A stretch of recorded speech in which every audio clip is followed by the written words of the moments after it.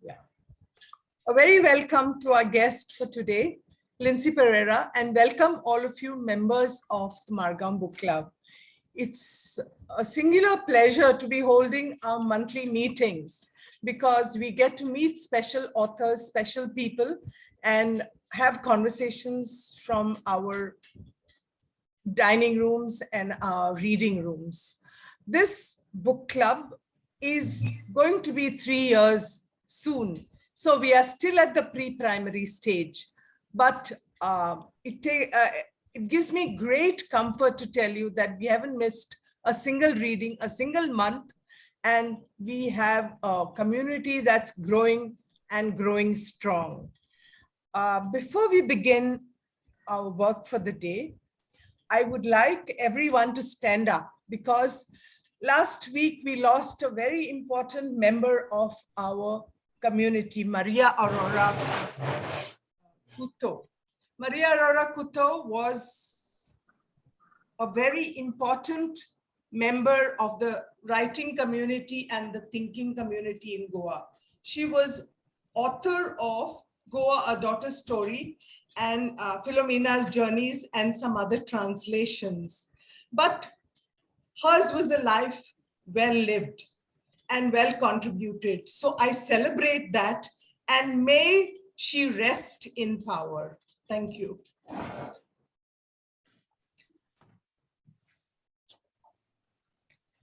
Lindsay Pereira, who's the author of today's book for discussion, Gods and Ends, is a student of St. Xavier's College and the University of Bombay. He obtained his PhD for his work on gender studies in 19th century Indian fiction. Presently, he is journalist and writer. He writes for the Huffington Post, the Globe, the Mail, New York Observer, and Midday. This book, whoever read it on our book club said, oh my God, it's unputdownable. What is this? It's strange, it's violent, it's placid, its language is, it belongs to, has a grammar of its own. So we said, let's take it up for a discussion with the author. It is set in Orlem, a Roman Catholic colony in Malad, suburban Bombay. This is a novel about love, loss, longing, adapting, and sin. It features abused wives, repressed widows, alcoholic husbands, evangelists, priests, and angry teenagers. It also features rooms, a market, and a Christmas story. Its language is its own. It's sparse, it's graphic, it's loaded with expletives. I don't have to tell you all those bloody, bloody, bloody, then everyone was tight, parties are important, men, etc. Okay? It is a book in which boys and men are called bloody fuckers. Brothers are brothers and parents are mama and dada. Okay? If you've lived in Bombay, you've tasted a slice perhaps of the story.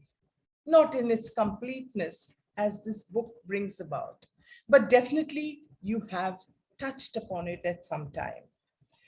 To begin with, I'd like to take a little quote from Eudora Welty. She says, time and place are two bases of reference upon which a novel is seeking to come to grips with human experience. Just 1 second, I have to admit somebody. Okay. Place is an inhabited entity. It has name, history, and visible character. It signals in passing. It never gives away. Place has surface. It takes the imprint of humans. Foot, mind, character, shape, size, and boundaries. So, Lindsay, welcome again, and please tell us what made you write this fascinating book. How long did it take to grow inside you that it brought it out? Because it's an easy novel to read, but a very difficult novel to write, I would think. It was, but I want to thank the rest of you for choosing to spend time with me. One of the reasons I wanted to be part of this session is because I've heard so many great things about your book club. I know that you take literature very seriously.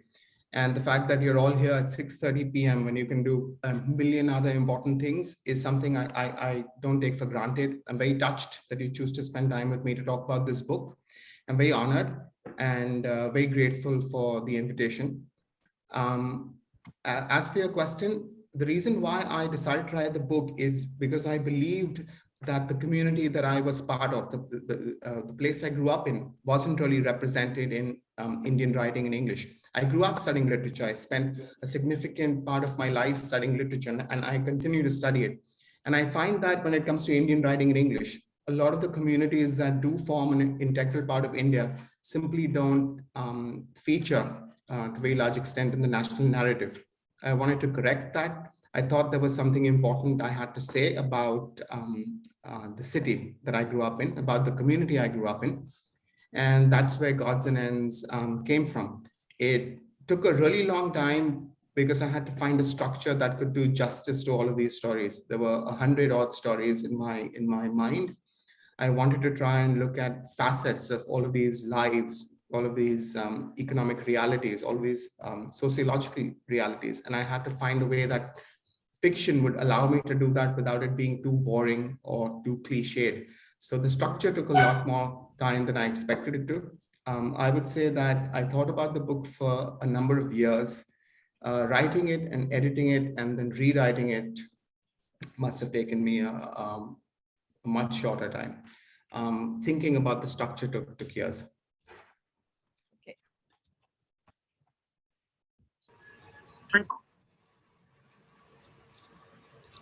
The Christian community has been depicted in novels on Bombay, but in this book, you have dissected a tiny sliver of its working class.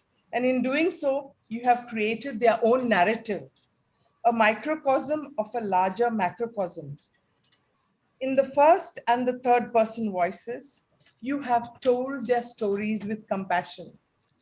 So much so that you get the stories of generations in transition from pastoral lives in Goa to urban industrial lives pushed into one-room tenements with small cubicle holes, windows, paper-thin walls, clothing areas without privacy, and at the mercy of a single curtain for a bathroom and utensils.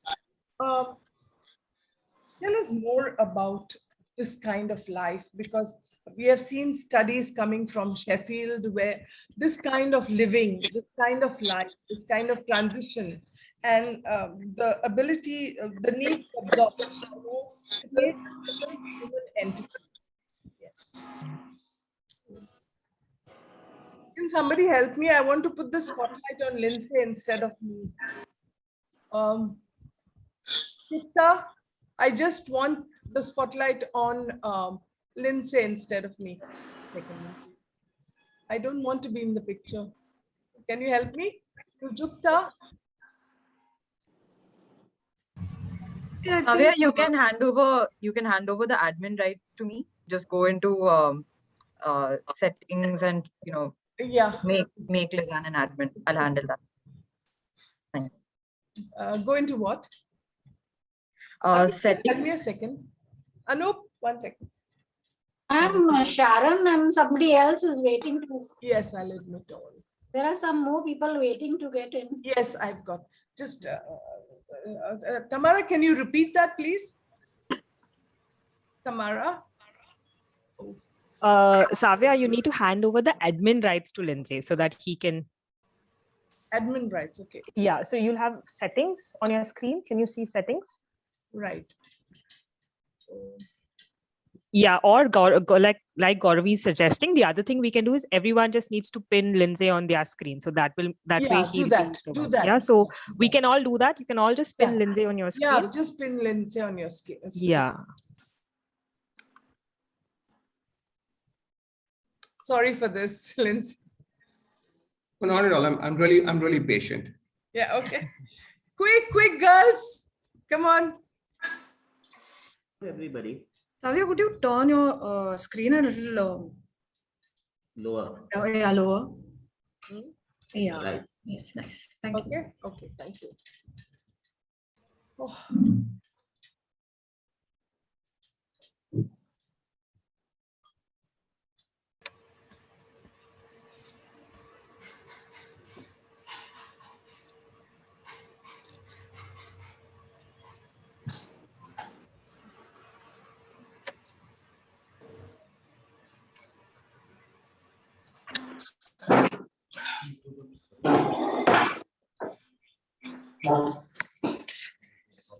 Yeah.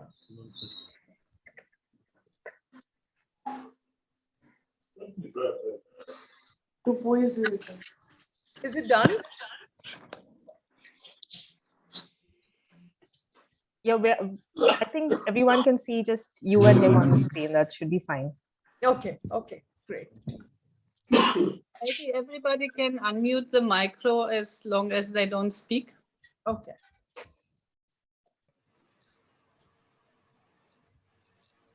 Okay, Lindsay, please. Okay, please continue, Lindsay. Sorry for this interruption. Oh, not at all. Not at all. These things happen all the time. It's Yeah. one of the the realities of the world we live in. Yeah.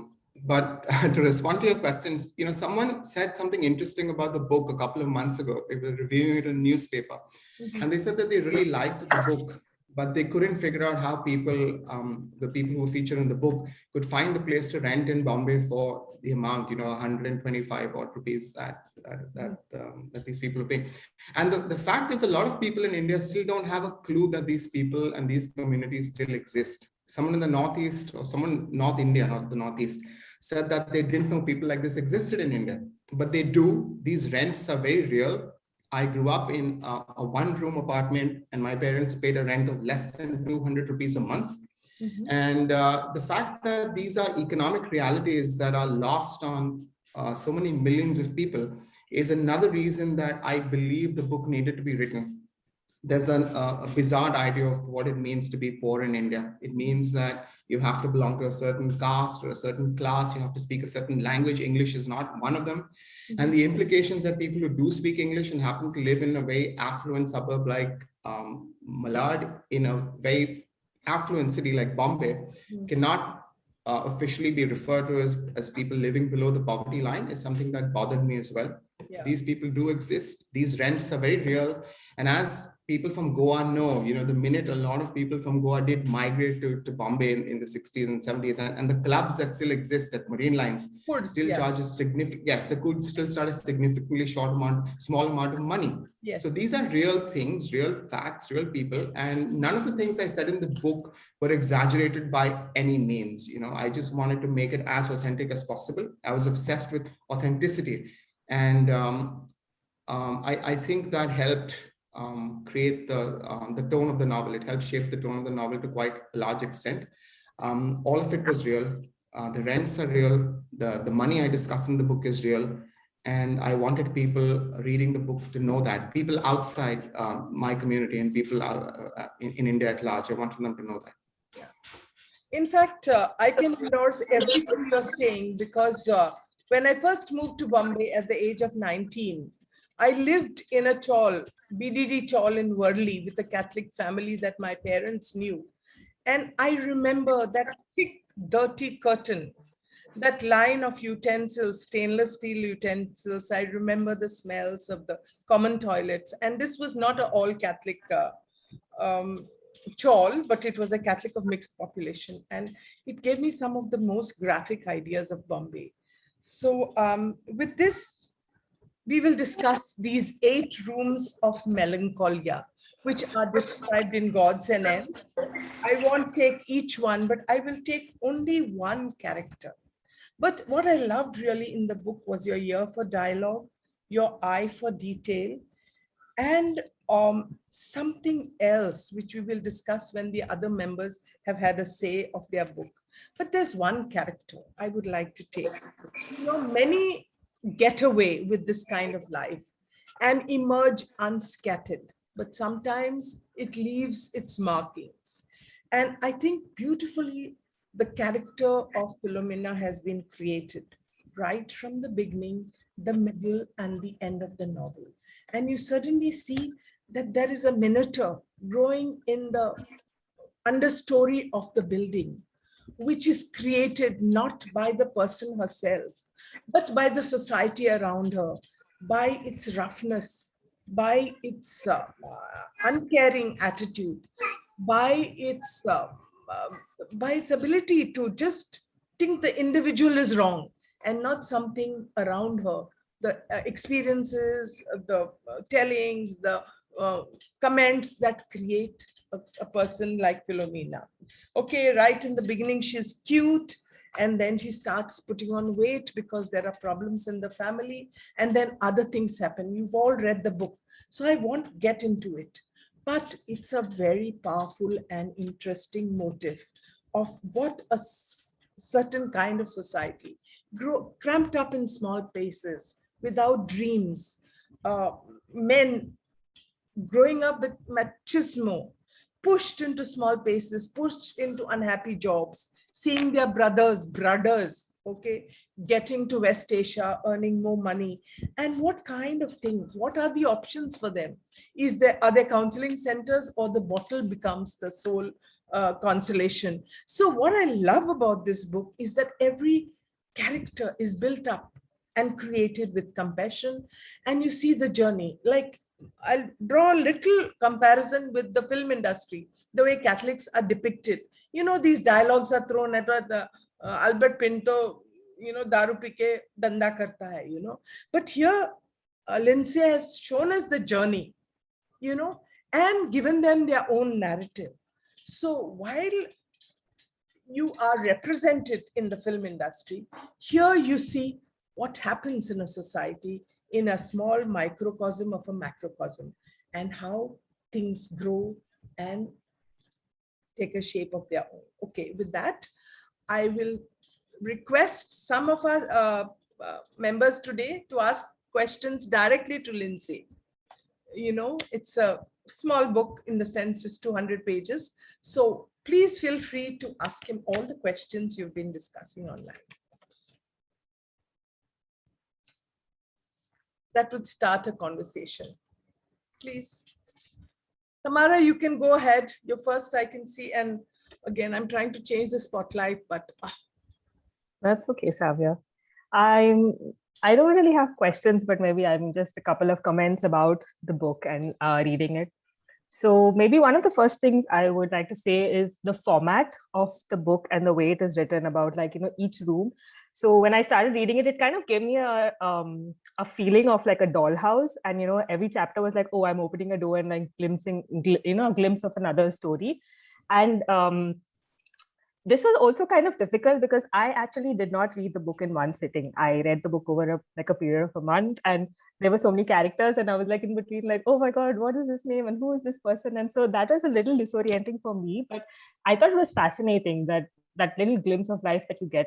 But also maybe because I didn't read the book in one sitting or like this thing, I also realized that, at the end of the day, the storyline for this entire group of people was similar. Like, they were all in similar situations. They were all going through similar things, and constantly, criticizing everyone else for what is basically a reflection of their own life. And, it was a mirroring of exactly what was happening in their life, but they didn't have any problem, criticizing what was happening in someone else's life. So that parallel was really apparent, that it was a story of Obligado Mansion versus just a story of room 105 or 106. So that was a very interesting thing. The entire way the book unfolded was really fascinating to me. And the second thing that and I should point out, Savia, that when you told me, oh, we are reading Gods and Ends, and you said it's really, funny and you'll really love it. And I was expecting funny, Savia. Okay. Unfortunately, I was not expecting so much of heartbreak and so much of the feelings. So I'm like, where is the humor? I want to laugh, and this is not this is not making me laugh. So that is one thing that just caught me off guard, because I was really expecting the humor was there, but then underlying all that is just so much real human emotions, and there's so much of reality that sometimes you don't want to face. So that was another underlying theme for me that stood out a lot. And of course, the third thing that really stood out is, and literally that was the first page, I opened and you introduced the characters, and I've got a post-it note here, which was about how when the characters were introduced, it's always the man of the family is introduced first. And, everyone else who's in that house is just introduced in relationship to the man, so that the women literally do not have their own identity. So there'll be someone's wife or someone's daughter, or the man will have a job and the man will have this thing, but the women in this thing is their lives are just defined by the man whoever rules the life or rules the home. So when I read that itself, I knew that, okay, this is going to be hard hitting, and this is going to be about how the men lead the story, and the women are kind of they have to deal with the consequences of that, or they maybe because they're just they've been taught that their lives are supposed to kind of satellite around whatever the men in the family do. That's what they've kind of accepted and go along. So that was an interesting thing to see unfold also, about how a lot of the women are really strong characters, but they will not kind of break the mold. They would not, except maybe in one case, Gavin's mom left and she decided to take that move, and that is only because her son decided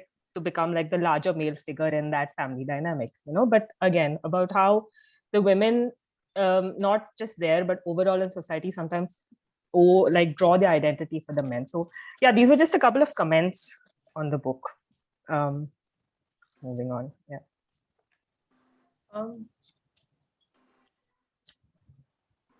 I think that before we move on, I think they're extremely perceptive comments. I'm very glad you pointed that out. I do apologize for the lack of humor. I like the fact that people assume it's going to be funny and it's not. That is Savia misleading. It does give me a very perverse pleasure, I have to point out, that people expect humor and they don't get it. But there are a number of things that you said that were extremely spot on. It does seem like a dollhouse because these people are, in my mind, completely blind. They're blind to their own failings. They have absolutely no idea about the life outside. They're morally blind as well, because as you read the book, you can tell that they make some very questionable choices on purpose. Yeah. And the women are introduced in that way very, very deliberately. They have no identity of their own. I introduce them all as someone's wife because that is all they're treated as. They're very strong people. The men in the book are extremely ineffectual and completely disappointing. That's also deliberate because I believe men in general are quite disappointing. And the women are the stronger characters because they really are the people who keep those homes running. They refuse to recognize it. Their identities have been erased over time. Ones do escape, manage to escape only because of prodding, like you pointed out, when someone's son decides to help her move out.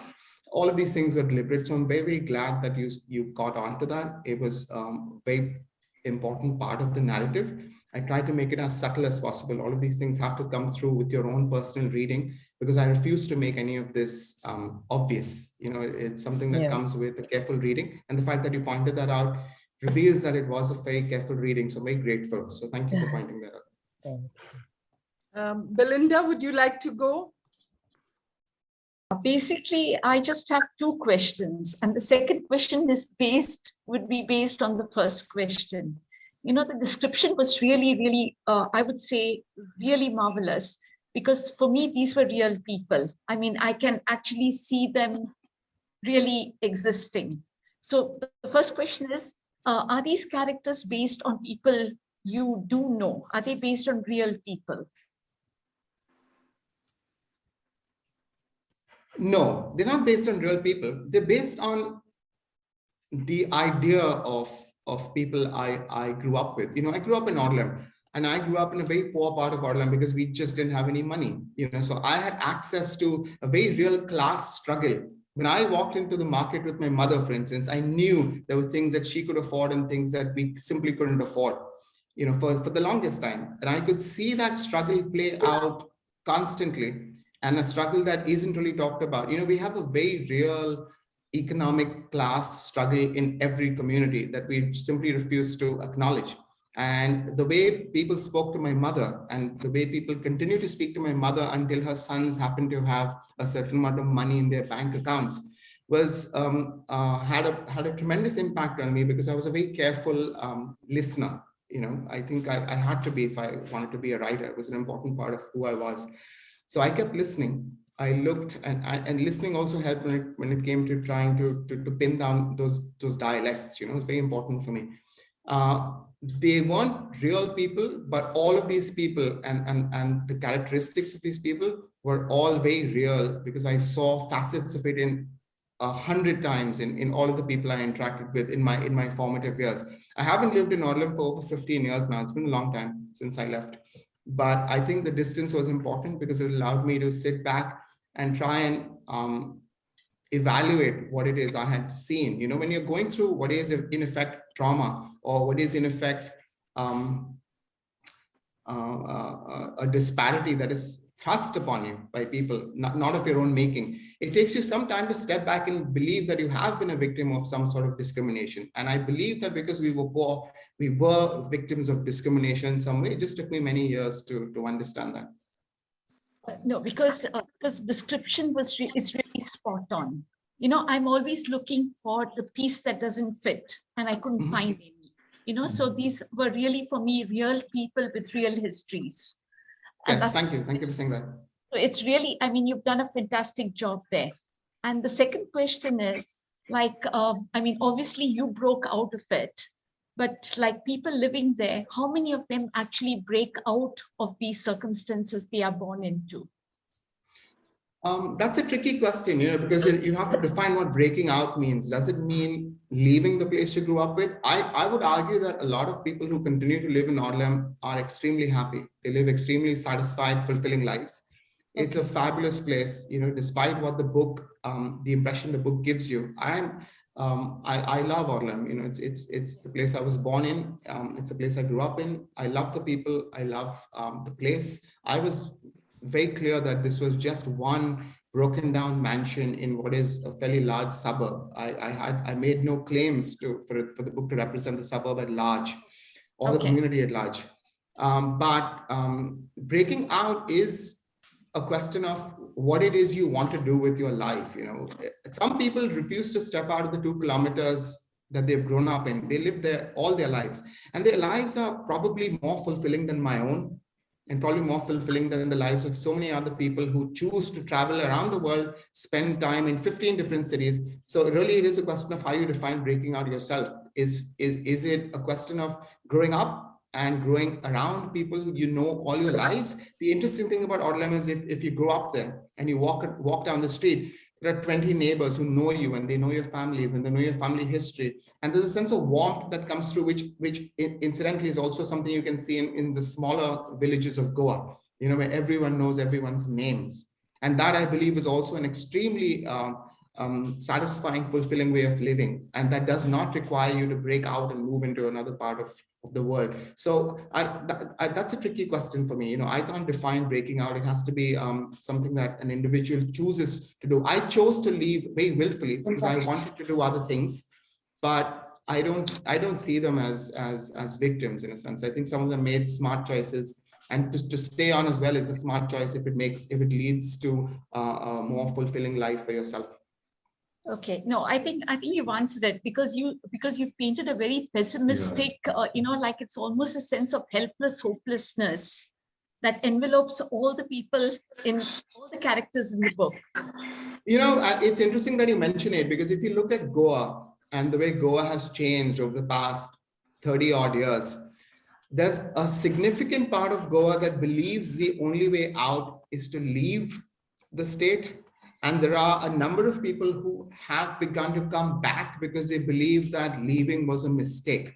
you know, and that is pretty much a reflection of how it is in any community. I wouldn't say that Orlam is a representative of Goa at large, you know, but the fact that everyone in Goa, there are ghost streets in Goa. You know, if you walk down, if you cross over to Diwar, for instance, and there are abandoned homes because all of the children have left and their grandmothers trying to take care of these massive properties. You know, it's very obvious that a number of people do think that breaking out or leaving home is unavoidable. You know, so it's a tricky question. What does one do in Goa, for instance? Why do so many young people in Goa believe that the only way out is to leave? You know, is there nothing for them there? And they change their minds eventually, because we all do, you know, but it's a question that played on my mind as well. Yeah, no, Going back to your question, Dr. Belinda, is that, you know, I actually see many of his characters, like characters in transition. Their children would not stay on in Orlam or in Obrigado Mansion. But that is a particular thing about India, you know. People who live in the slums, the second generation, you see, they migrate to better places. And the thing is, unlike maybe societies abroad, there is no scarring, there is no this thing, they move on. In fact, once I remember taking a friend of mine, Dr. Vixiani from Australian University, to a slum in Bombay and interviewing. And while we were interviewing, there was this mouse who dipped his mouth in the water, then climbed up, got into some food, and she was shocked. She said, you know, if home in Bombay, in Australia, that had to happen, everybody would be in a tizzy. But here life is so organic, and you also see the movement, you know, people from the lower strata moving up in the next generation. But what is interesting is Lindsay has kind of pinpointed lives of that generation. Like a lot of Goans are going to Swindon and they are going to England, you know. They're living big houses here locked up, but they're actually living in one-room tenements, sharing toilets, sharing one flat, 20 people living in one flat. So that is very interesting. Okay. Sorry to you, Lindsay. No, I was just, no, when I said breakout, it's not geographically. It's breaking out of this mental, you know, this helplessness, which I felt, you know, all the characters in the book seem to be caught up in this. Yeah, it's a kind of a hopelessness. You know, so that's what I meant, because finally, if you don't get out of it in your own mind, you carry it with you wherever you go. But I think, Lindsay, you answered my question. So, I mean, Obrigado Mansion is like one very pessimistic part of Orlam, and the rest of Orlam, right. Yeah, I get it. I hope it is. I hope the rest of it is a little more, you know, a little less pessimistic, a little more. Yeah, because otherwise it would lead, it would leave me with a very, very deep sense of, sadness that so many people. No, it was. Yeah. I was very clear that it was a reflection only of people living in that mansion. I didn't mention the rest of the suburb at all, actually. Yeah. Yeah, okay. I'd like to just make one point here that, in fact, if you go to Bombay and within the Bombay Catholics, Orlam is like, you know, where you want to be born, because Orlam is supposed to be the cool place and the cool colony, especially. Yeah, the cool colony and the coolest parish youth. So that's that's why everyone wants to go to Orlam.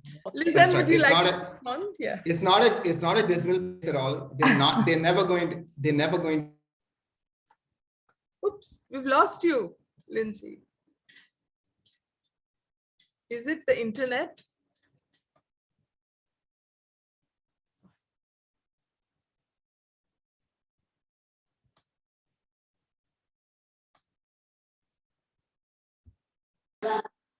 Okay, yes, I actually have a link question, and I'm actually from Bombay, and I've lived experience of seeing, like Lindsay said, right, seeing some of these characters, not like with the exact storyline, but you can very well imagine a set of characters that would fall into the conformities of the story that Lindsay was trying to tell.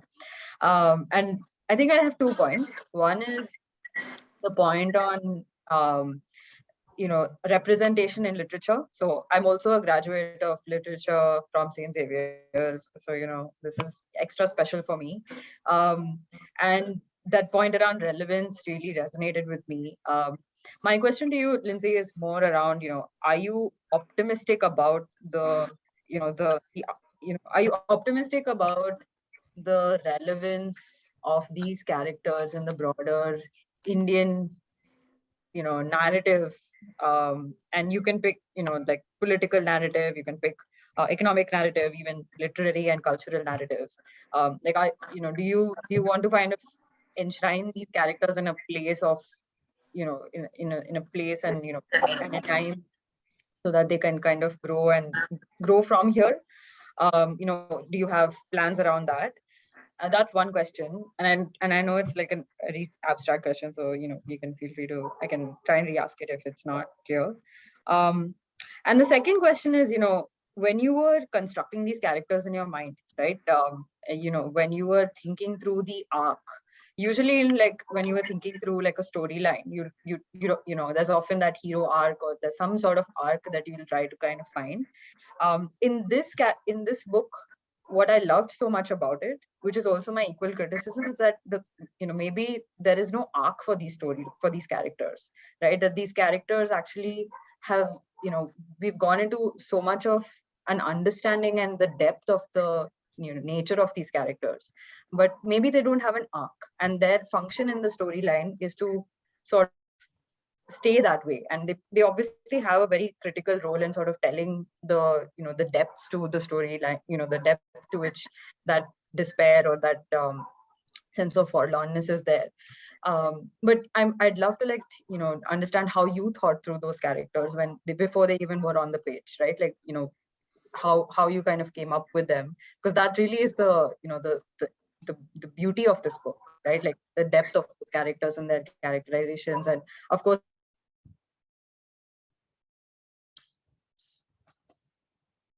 I think internet is very unstable. The characters stay the way they are. I'm not going to revisit them, to answer the first part of your question. I was very clear that I wanted to capture a slice of life in time, and those characters are there, and I will never visit them again. I'm very clear about that. Maybe if I turn out to be a sentimental old man and suddenly decide that I really need to write something else and go back to who these characters were, but I really don't see that happening. I was very clear that this is just a reflection of the times those people were living in, and I wanted to make sure that I tried to get as much of it as possible, which is why I edited the book as tightly as I did. I also really like your criticism of it when it comes to the arc, because the funny thing about the book is it didn't begin with these characters at all. If you look at the chapters, there's a chapter called Market in the book that is just a free-flowing series of conversations. That is pretty much the spine on which I built the whole book. There was never supposed to be an arc, because one of the things I wanted to do right up front was to try and get a sense of what the ambience of living in Odlam at that time was.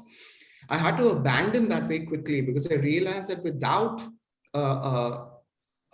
individual minor stories to use as a spine, the reader would have to do a significant amount of heavy lifting, and not all readers would do that. It would start to become a series of conversations that made sense to me alone, and it would fail as a novel. So if there is a lack of an overarching arc, it's primarily because it stemmed from the fact that I created a novel that had no characters at all, and then decided to add characters onto it to lift, to do much of the heavy lifting. So it's very perceptive. I'm glad you picked up on it. It's something that bothered my editors as well. It's something that I think will bother a number of people, because when you pick up a novel, there are certain expectations you have in mind. You believe that characters are going to move from point A to point B in a linear fashion, and you're going to turn the last page and there's going to be some sort of resolution. Life for me is unfortunately not like that. I wanted to try and capture that. And I spent a lot of time on the structure of this novel, a lot more than I did on the characters. And that's probably why you feel that way, but it was intentional. I'm glad you picked up on it, but it was intentional. I'd like to ask you how your editors responded to it, because once I remember fielding a book of mine to a US agent. And she said, I love the book, but there's no plot in it. There's no story arc. So the language is beautiful, but you'll have to rewrite it. So how did your editors respond to it? Because they're always looking for a plot. They're always looking for, a structure. Whereas you have given it a structure all your own. Yeah. I think a majority of editors responded by rejecting the novel outright. It was rejected by pretty much everyone. I wrote it in 2017. We're now in January 2022. It was rejected by everyone for a very long time. A lot of people didn't think of it as a book at all. I did, but I'm just a writer. What do I know? So a lot of people did feel that the book didn't conform to the idea of what a novel is supposed to be. Yeah.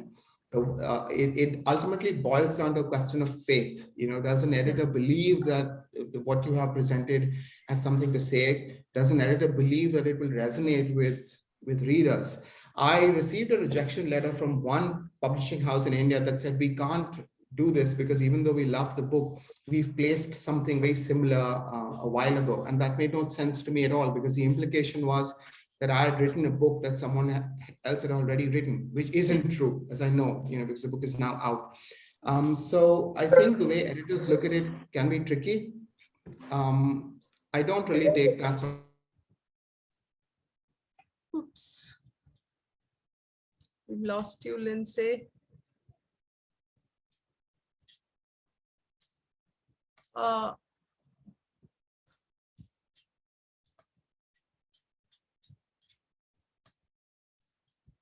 The day she got it, and she was extremely supportive, and she believed that the book had merit, and if it wasn't for her, it wouldn't exist. So this book exists only because of Elizabeth Kuruvilla at Penguin, which means that editors do have that kind of power, and she thought that it warranted publication, so it did. It was published. Tanvi, you've written about the book. Why don't you respond? Come on. Hi. It was so interesting to listen to all of you. There are so many things that I want to say, but I think I'll try to keep it short. First of all, Lindsay, thank you so much for writing this book, because it was such a different experience. Because I'll just take on from the point what you all are just discussing about the structure of the book. Like as a literature student and as a teacher, I teach literature, and usually we start with the plot and characters and setting, and here I felt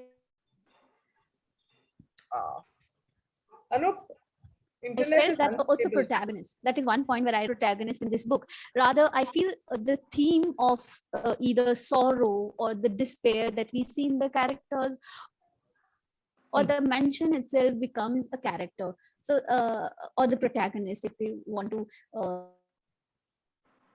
keep it that way. So that is what I found very experimental, very interesting. Another point that I would like to take up for discussion is the dialect. That is, I think we all really enjoyed reading the dialect, and I think discussed this with Shubhangi, another member of the book club, that she said that if she had not moved to Goa, she wouldn't have related to the language, the dialect, so much as she did.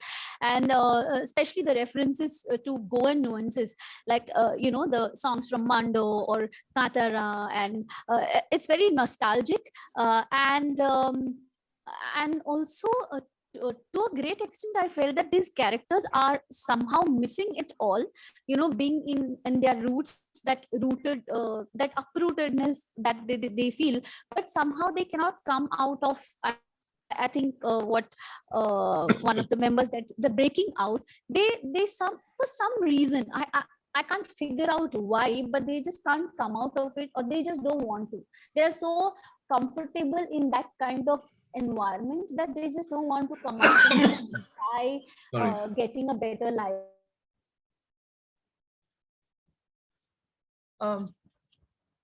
Would you like to respond to that, Lindsay?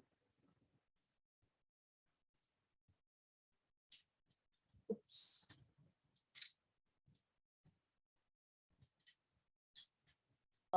brought out through this book, like Untitled Rape. I think since it's relevant in today's social media is full of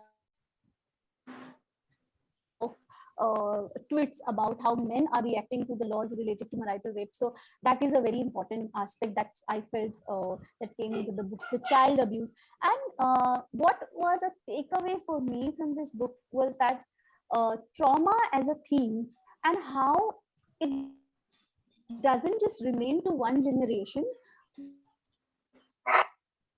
but it sort of passes on from one generation to another, especially Philomena's character.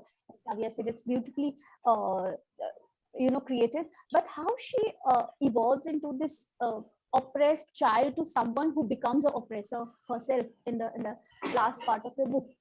So that really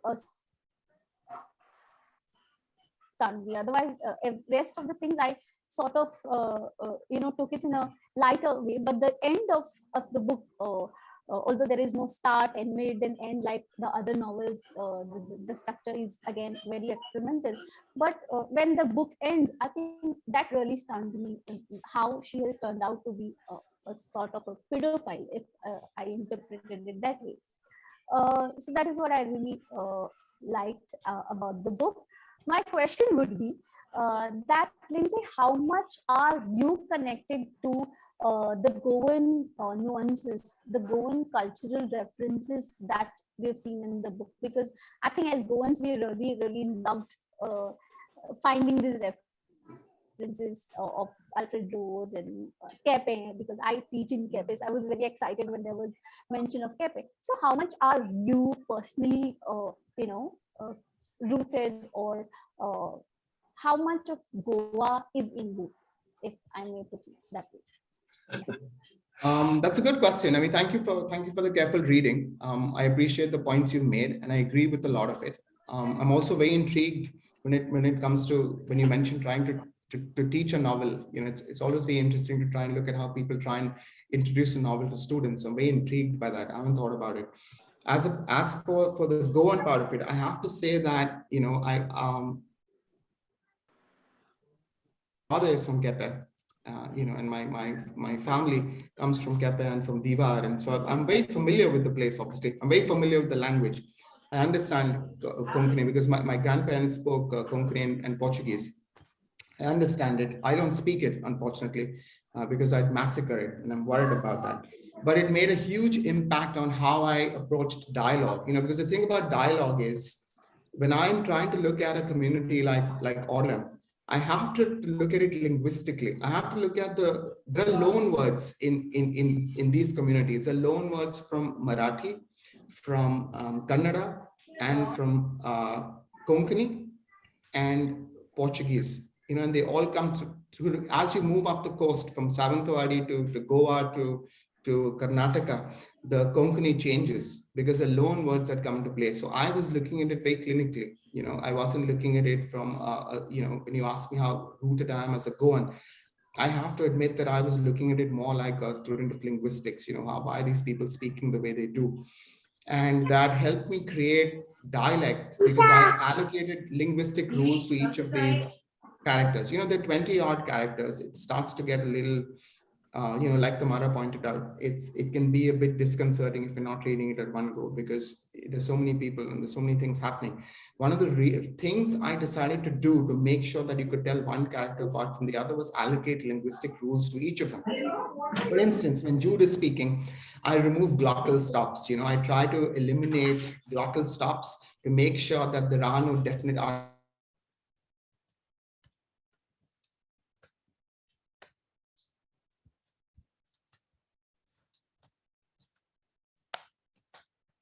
Koita, the word koita, for instance, to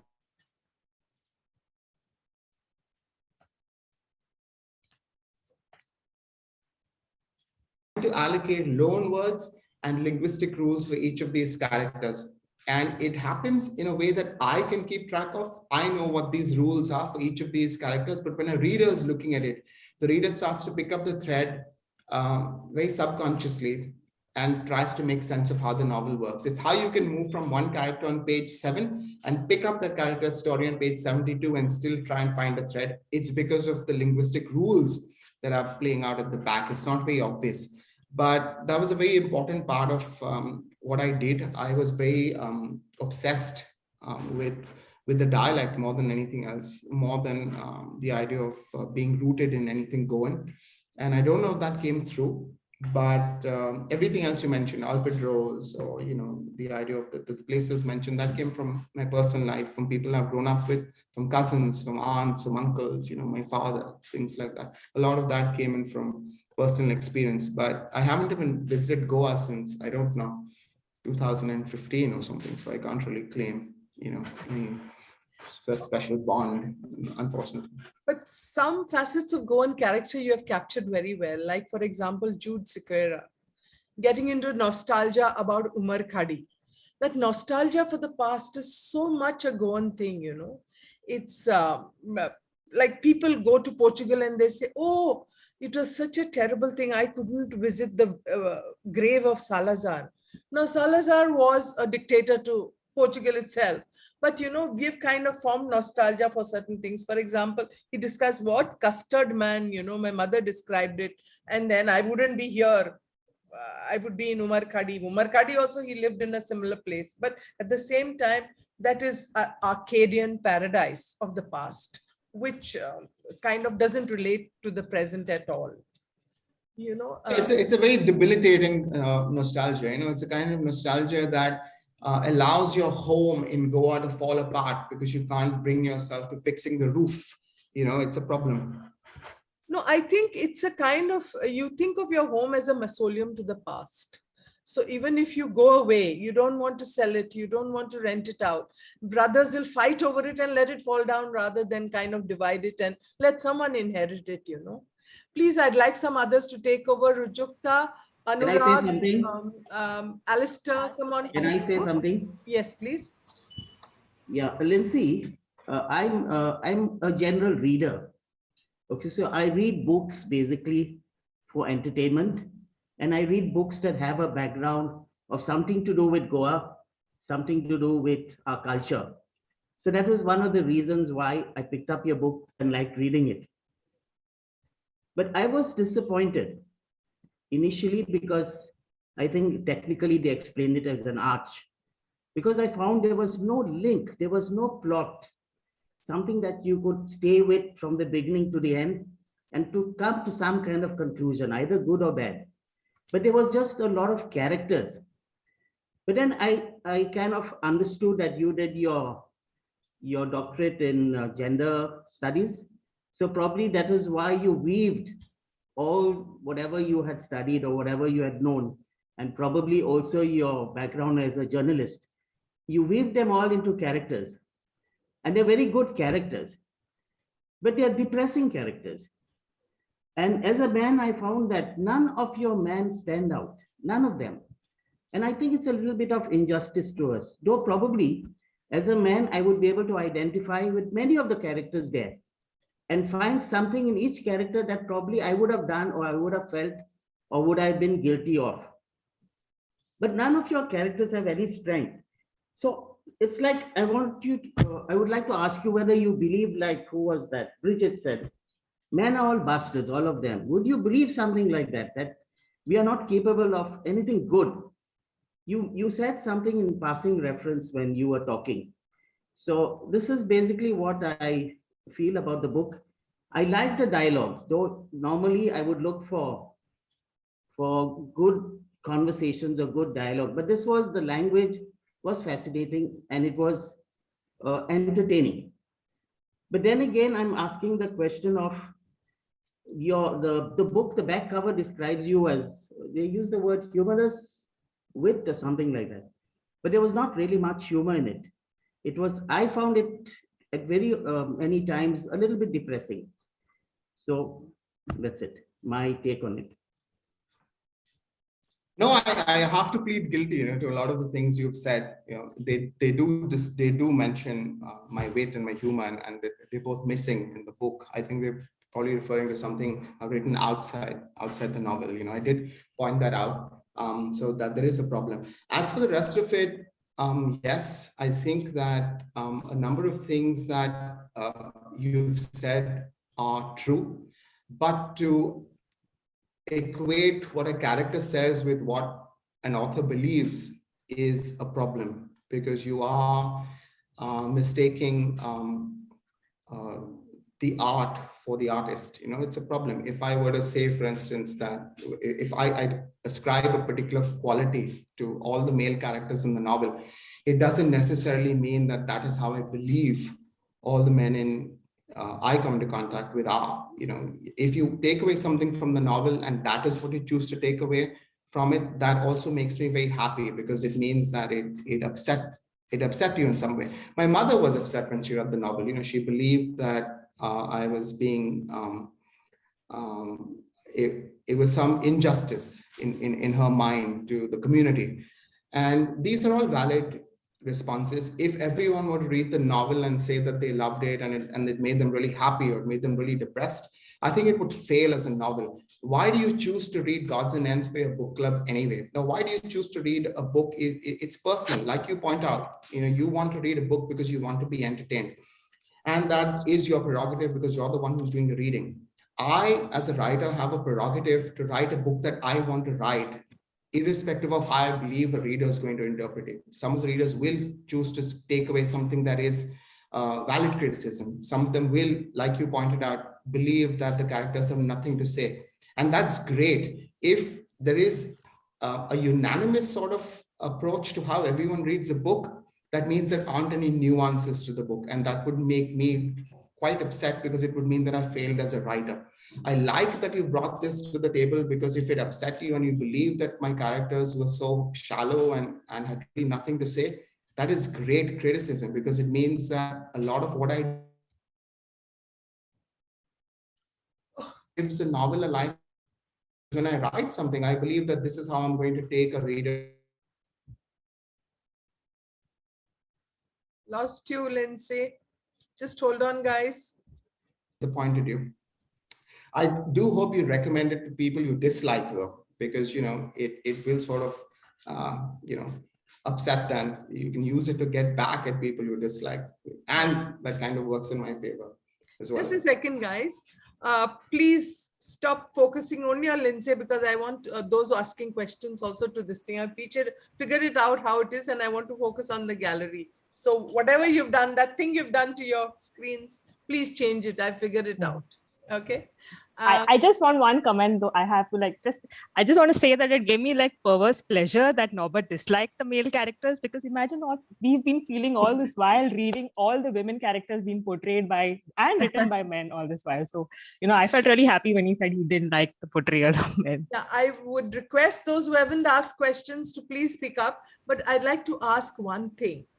Lindsay, how much do you think the 10 Commandments and the 7 Sacraments of Christianity, they kind of straitjacket people's lives, especially the women? You see, Bridget, she shows her wedding ring and thinks she's arrived. Okay, the other women, rather than get out of an unhappy marriage, Angelina, for example, she says, Lord, take him away soon. So how much of Christianity and its rules for people's lives, its marriages, this, that, circumscribe their characters and the way their lives are built up and played out? I don't really have a specific comment to make about the commandments. I think everything I've had to say about religion is fairly obvious. In the book, I've made some points about how I feel about religion at large, specifically Catholicism. I think that criticism is entrenched in the book in its own way. I do believe that when it comes to women talking about religion, a question I would like them to ask is why men are still the only ones allowed to serve at Mass, and why are women still, taking on these fairly ornamental roles, But I don't really have anything else to say about religion per se, apart from what I've already said, using these characters. I'd like to come in, Savia. Yes, please. May I? Yes. Yeah. Lindsay Pereira, congratulations. I really appreciate the labor pains you've gone through in writing this book. Reading it and seeing the structure and the novelty involved in writing such a structure, to me it was novel. And I have 2 or 3 points to make it easy for you to answer. Number one, it gives a kind of a kaleidoscope, of the way migrant girls live in Bombay. I've been there myself, and I've been a student at Xavier's and G.V. Petit, and lived in Marine Lines, Girgaon Road. So I think each place of Goan migrants in Bombay had their own story to tell. And you've sort of encapsulated the entire vocabulary of all places together. The place I grew up on Girgam Road, I never really heard all these words, but I've heard them in Hindi movies, I've read them in other books, but I've not lived them in the similar place that you speak about you lived in. In fact, it was a place of aspiration, a place where people wanted to educate their children and enter into a professional life and sort of come out of their own lives. Another thing I wanted to ask you is that, of course, you have your right as a writer and an author, but I was trying in life. There are things which are positive and negative, but in this book, I found a portrayal of things very negative. In the sense, the wives, the daughters, the husbands, I didn't find a single character who showed aspirations, who showed some positivity. And I felt that a very unnatural portrayal of life itself. It's not true of life as it exists, you know. And I realize that you have your background in Kepe and Saurde and Sange because you don't make mention of the other places in Goa. You know, people who live together come from different parts of Goa, Aldona and Corjue, but you focus only on one place because it's like a coming together of a mini Goa in Obrigado mention, as I would look at it. I'd also like you to speak about the title itself and why you chose it. It's a very, very lovely title. And, when you write about your approach to how priests behave and how a fat woman behaves, and I suppose it's very important. I mean, as far as I'm concerned, I really can't understand this whole concept of the church of priests not getting married. And I mean, they are human beings, and Thornbirds, has taught us how to be sensitive to them. So that's what is my opinion. And also, that character Ricardo you wrote about, you just keep about 2.25 pages for him. I mean, why was it necessary to put him there in the first place? In 2.25 pages, kill him also, because as a reader, you're looking forward to knowing something more about Ricardo. So that's all, Lindsay, and congratulations once again. Sorry, should I go ahead? No, I want everyone's videos on because I can't see some faces. And when I make it gallery view, it's not very nice to see, blanks with just your name. Please, I'm requesting everyone because we will put this online so it doesn't look good in the... thank you, Anurag. Thank you, Preeti. Gauravi, please start your videos. You can mute. Thank you. Lindsay, please go on. There's some very interesting things you've said. Let's start with the language, for instance. People who live in marine lines will inadvertently speak a different dialect from people who live in Orlam, simply because Orlam manages to attract, over a period of time, people from different parts of not just Bombay or Goa, but also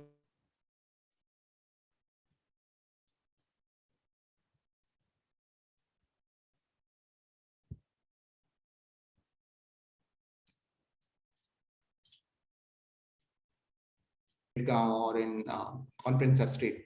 was very, I was quite careful about that.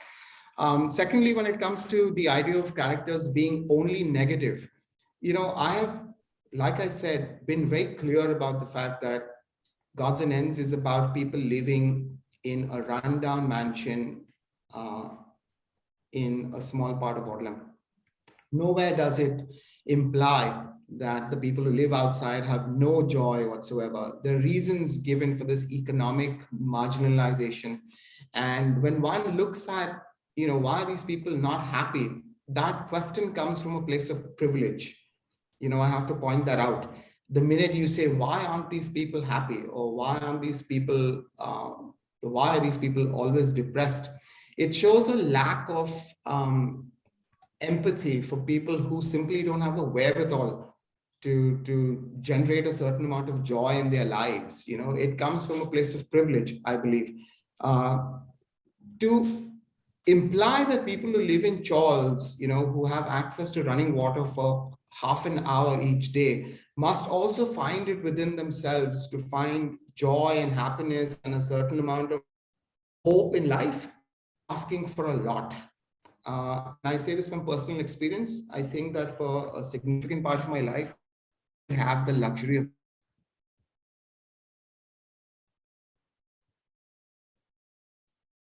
completely the idea that we must look for joy. It's nice to kind of look for joy and say, yes, we are happy, and yes, we do have birthday parties, and there is a certain amount of happiness in those moments. But the reality is life is unremittingly cruel and ruthless for a lot of people, specifically for the people who manage to live in obligado mansions.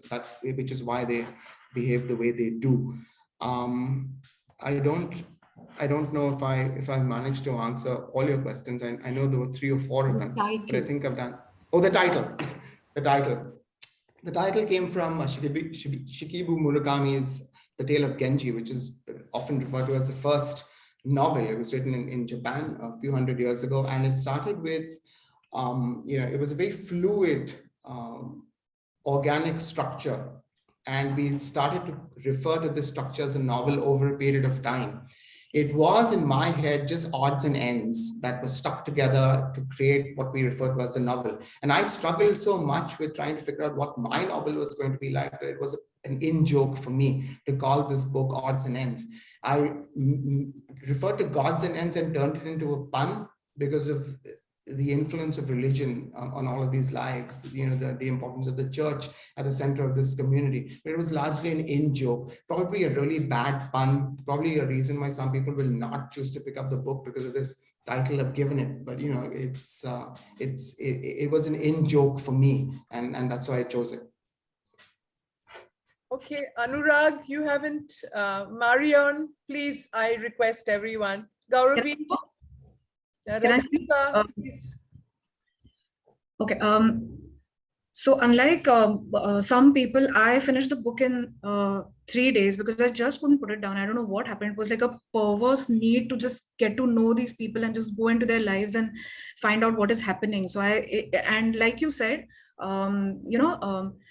page 1 and then page 20, but still there was no disconnect. Like you could easily pick up from where you left off and still have that train of thought accompany you. So that was, I really, really loved it. Second thing that I noticed was, even though you said that you wanted to, you thought that there was no representation for this community, this particular whatever in the literature of India, but I found a lot of similarities with the kind of writing or the kind of themes that Premchand has. So that suffering, that that strata of society which has to do with not having the luxury of dreams, not knowing whether they'll ever be able to get out of this place, not knowing that whether I want something but I don't know whether I'm going to have it. So whatever characters, and by the end of the novel, as I started, it approached the end, I started realizing that even if I'm hoping for something good to happen in these characters' lives, it's probably not going to be that way. So there were 2 or 3 examples that I found like that. So the first one was, I think, I don't know if it was foreshadowing, but when Kenneth picks up his baby and says, I'm never going to let something happen to you. there was a pit, like there was a feeling in my stomach. I'm like, okay, something is going to happen, and which is what kind of came true in the end. The second one was when, even though Peter has been such a bad person who's drinking and passing lewd comments and watching porn all day, but when his son is planning to come see him, so there is hope, and then you're rooting for that character, like, okay, he's dressing up and he's shaving and he's getting ready for him and he's thinking about all these things beyond his limited whatever selfishness and everything. But yeah, when he doesn't show up again, I was like, okay, something's going to go wrong. So I couldn't be like, the only person I felt who escaped from all this was he took his mother along and went to Australia. I'm sorry, I forget the name. So that was the only thing that I found was a little bit not hope, but like very direct, let's say, happiness, even though the mother still looks back and says, what if. But all the characters still try to find some kind of, whatever in their circumstances, trying to find little joys wherever they can, is what I felt. So even though it felt very difficult to read, because it was very like you are assaulting yourself with these very sad and very hopeless stories, but it's reality, and there are so many cases that people don't realize this is happening because you're not going through it. But when you have this mirror into this community or this particular mansion and its broken dreams and shattered hopes and whatever, but again, I really, it's after a very long time I read a novel that I just couldn't put down. Like I said, I started rereading it because I couldn't get enough. That is, so those are my thoughts. My first question, Lindsay, is whether there is any thought behind the name Obrigado that you put for the mansion, whether it is it's a deliberate name, or it's like, what was the thought behind naming the mansion that? And which was your favorite character to write about? Well, the name of the mansion is ironic, obviously, because when it's built, it's built with hope, right? That this is a form of gratitude. We're trying to say that, look, we have things that are going to turn out okay, and it never does. So that was deliberate.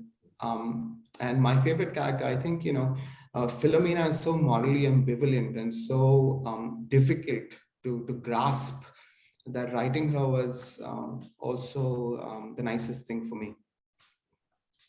And was that, I don't know whether I'm being this, but was it foreshadowing by any chance? Where Was he what said, foreshadowing? when Kenneth picks up his baby and says that. Yes. Yeah. Yes. Thank you. Anurag and Shubhangi, please. Hi, everyone. Just day before yesterday, my wife, she suggested me to go for this book, and I really loved it. I just finished it this morning.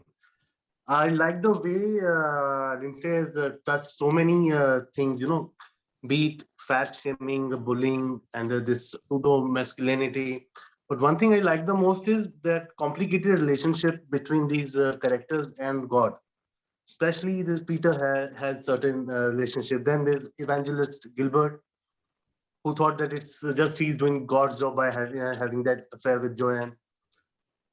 I like that a lot. And it's not that if you have heard that criticism that these characters are not to be found. I am from Punjab. The people are like ambitious there. They want to go to Canada, UK. So all kinds of, this entitlement is, they do show up.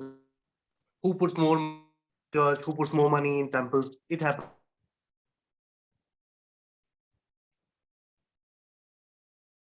Yes, Lindsay, would you like to respond? I think we are going through a spot again. Just like to say that when I was reading the book, it reminded me of a similar dilapidated building in Shimla, because I'm from Shimla. It's called Titla Hotel, and it's in a place called as Jakhu. And I just, the whole Obrigado mention kept reminding me of that place. And I was thinking to myself, there must be some interesting characters there as well. And maybe there are stories, there also. And like Tanvi just mentioned, I was talking to her that how, since both of us are not from here, we're not from Goa, but we relocated here, and how the dialect bugger like that, asked asked is something which I, which is something, you hear so frequently. And it was just, and it was not, like Tamara said, it was not funny, but it was very witty. And I was seething with rage at some points of time. And I think that's the point of literature, to make you remind that you still can feel emotions, you still can feel anger. And I love pessimistic literature. I like depressing stuff. So I'm completely okay with it. Thank you, Lindsay. Thank you for this book. Thanks. I had great fun. Rage is good, I mean, rage is good. And that's why I'm also happy that Norbert continues to, get upset about the novel. And I will say that the interesting thing about what you've just said is I was very clear that, someone referred to Gods and Ends as a Roman Catholic novel. And I was very clear that it is not a Roman Catholic novel. It is a novel about people in marginalized circumstances. If I would have lived this novel and placed it in Shimla, like you mentioned, the only thing that would change is the dialect. I wouldn't focus so much on the dialect. I'd focus on the characters. But I believe that every tight-knit community in India, irrespective of religious belief, suffers from the same petty jealousies and resentments that I wanted these people to show. And that also to Sushila's point, when she mentioned that, that there is not enough, it's hard to say that why are these people always so depressed. I believe that's true for everyone who grows up in a marginalized community without access to to money or a means to escape. I think that depression kind of sets in. We don't acknowledge it because mental health is a huge crisis in India that has been ignored and continues to be ignored. But I believe a lot of these people really are depressed. In a lot of communities in India, we just don't talk about it. So I'm glad you mentioned Shimla as well. I thought it was very interesting. Yeah. Gauravi, Aruna, Glennis, please. I think Gauravi has put a question. Her audio has some issue. So can we just read a question that Gauravi has put in the chat box? She just messaged me. Okay. Is it possible that we take questions from the chat box? Right. Yes. Yeah. So Hello. Gauravi says, hello. So her mic has an issue. She loved the book and structure specifically.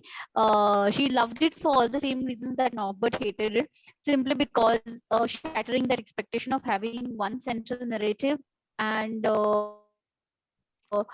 always disturbs her. She has a question with respect to publishing. Lindsay, did you face any conflict about infusing the dialect and the words that you did into your book? Like there was, we related to it, but was there a problem about other people not relating to it? Was there any conflict with the editors about that? There wasn't a conflict with the editors, but there was always at the back of my mind, there was always going to be some sort of question about whether I should be as ruthless with the language as I wanted to be. And the reason I decided to go ahead with it is because I wanted, like I said earlier, authenticity more than anything else. If I were to tone it down, if I were to try and say something that I didn't really believe in, I believe the book would fail, at least in my head. A lot of people have said that they like the novel and it resonates with them because I believe I didn't hold back. I didn't filter what I wanted to really say. There was always a risk that the book would never be published. And I was perfectly okay with that risk. I was perfectly okay with no one choosing to publish the novel. I would have died happy knowing that I'd written a novel that was somewhere on my computer, read by no one but friends I forced into reading. But I don't think I'd have any regrets about it. It's always a problem, especially in India. We're so thin-skinned now, and we're so easily offended that it is starting to get to a point where artists are beginning to question everything they're doing. Should I write this? Should I say this? Should I draw this? Should I film this? I refuse to get into that sort of argument with myself. If the editors had a problem with something and they would have pointed out, I would have refused to change that. Not because I'm a big-headed writer, but because I believe that criticism has to be valid. It can't be criticism for the sake of criticism. For me to remove something because I believe it offends someone is not reason enough, unfortunately. No, I don't think it is about offending. It is, I think she or even I had this question that whether there was any fear, whether people wouldn't relate to it, or they might not understand certain nuances or certain words. Was there a fear or anxiety of that kind? No, not from the editor's perspective, but from mine, yes. I deliberately didn't offer a glossary at the end of the book either. You know, when I use Konkani words, for instance, or it's anything that I've said that isn't in English, there is no glossary. I mean, I want people to just assume that this is how people speak. It is not up to me to try and educate you. If you believe that there's something you don't understand, you should go and do your homework, which was a deliberate choice I made to not make things easy for the reader. So the editors didn't have that fear. They were surprisingly supportive. I had that fear. I just chose to override it. Also for Goan especially, I mean, using 4 languages is part of the norm because that's the way we speak. And I think we have read a lot of Western novels, which had words in German and French, and we digested it. So why should South Asians give a glossary? That's an apology for your language and the way you speak your language. So I think you have to be brave about it. Yeah, I'd like to respond, like others to respond. Sharon, Preeti, Alistair, you're speaking from London. So how do you see the book as a non-Asian? Alistair lives in London, is from Africa. Yeah. It's I found it very fascinating. It's not a book that I would have read through to the finish unless I knew I was going to be participating.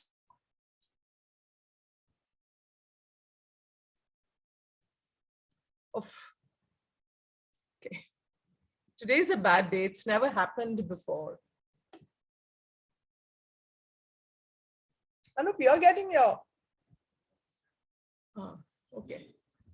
Okay. Alistair? To write what he. Yeah.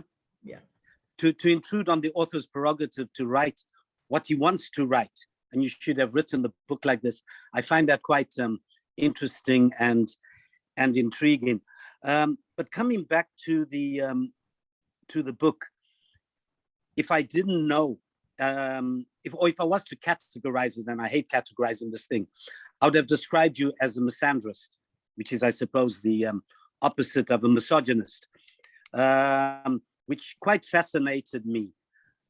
Does that paint a picture of Goan men? Well, not the Goan men that I know, but also coming from an African background, a very similar background. This could have been about the colored people in Zimbabwe. My parents grew up in that same sort of place where they lived in the garage when they first got married, and they moved on from there. So that fascinated me. I was very interested. I would have been very interested to know what period the book was written in. Was this the 60s, the 70s, because Jackie, my wife, who unfortunately could not be here, we both discussed that. When do you think this was? Which brings me on to the next point.